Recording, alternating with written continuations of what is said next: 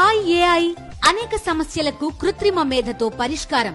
నగరంలో పెరుగుతున్న startup trends. పూర్తి వివరాలకు చదవండి రేపటి సాక్షి దినపత్రిక. వెంకటేశ్వర స్వామి నమ్ముతున్నాను, మీరు కూడా వెంకటేశ్వర స్వామి భక్తుడని చెప్తారు కాబట్టి రండి ప్రమాణ స్వీకారం. నేను చేయటానికి సిద్ధంగా ఉన్నా. వెంకటేశ్వర స్వామి పాదాల చెంత ప్రమాణం చేస్తాను. నేను నా కుటుంబంతో సహా వచ్చేస్తాను. మా పాలనలో ఎటువంటి చంద్రబాబు నాయుడు గారు ఆరోపణ చేసినట్టు ఎటువంటి అక్రమాలు, నీచమైన కార్యక్రమాలు జరగలేదు. మీరు ఏదైతే నింద మోపారో మీరు దానికి కట్టుబడిన పని అయితే రండి, మీరు కూడా ప్రమాణం చేసి చెప్పండి. లేదా మీరు భక్తుల మనోభావాలు దెబ్బతినే విధంగా చేసిన దానికి మేము చట్టపరంగా, న్యాయపరంగా ఏం చర్యలు తీసుకోవాలో ఆ కార్యక్రమం చేస్తాం. 100 రోజుల పాలనలో చెప్పిన హామీలు అమలు చేయలేదు. వివిధ కార్యక్రమాలు చెప్పి అధికారంలోకి వచ్చి ఏ విధంగా ఎలక్షన్లకు ముందు మా ప్రభుత్వంపై, మా పార్టీపై దుష్ప్రచారం చేశారో అదేవిధంగా ఇప్పుడు వీళ్ళ వైఫల్యాలు కప్పుచ్చుకోవడం కోసం ఈ దుష్ప్రచారం, మరీ ఎంత ఘోరమైన దుష్ప్రచారం అంటే భారతదేశంలోనే కాదు ప్రపంచవ్యాప్తంగా ఉండే హిందువుల మనోభావాలు దెబ్బతినే విధంగా ఈ దుష్ప్రచారాన్ని తెరలేపారు.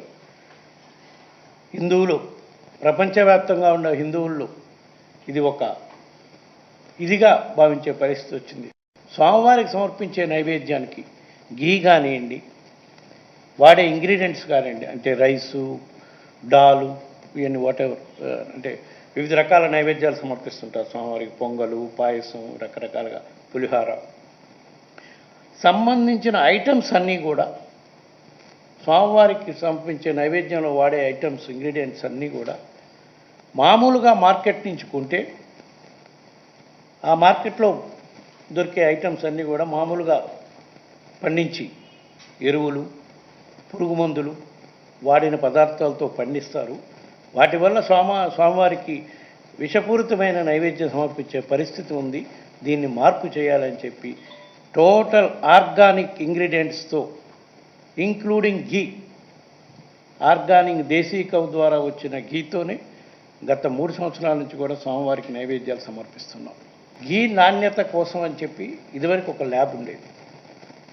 మా ప్రభుత్వం అధికారంలోకి రాకముందు ఆ ల్యాబ్ వాళ్ళు every time 2 times 3 times check చేసినాకనే మనకి ట్యాంకర్స్లో వస్తుంది లడ్డూ తయారీ ఘీ మొత్తం.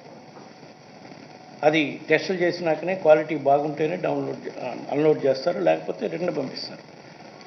లోగడ ఎన్నిసార్లు ఆ విధంగా రిటర్న్ చేశారో నాకు తెలియదు. కానీ మా ప్రభుత్వం వచ్చినాక 2019 నుంచి 24 వరకు కూడా నా ఉద్దేశం సుమారుగా 10 సార్లు ఆ విధంగా ట్యాంకర్లు రిటర్న్ పంపిన దాఖలాలు ఉన్నాయి. ఇది క్వాలిటీ బాగాలేక.